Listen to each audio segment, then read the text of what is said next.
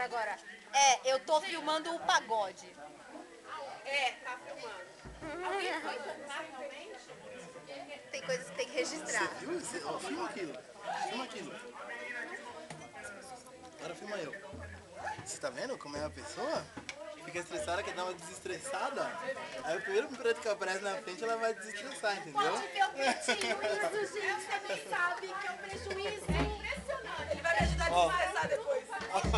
Fica. Ai, isso é minha vez. Sou eu agora.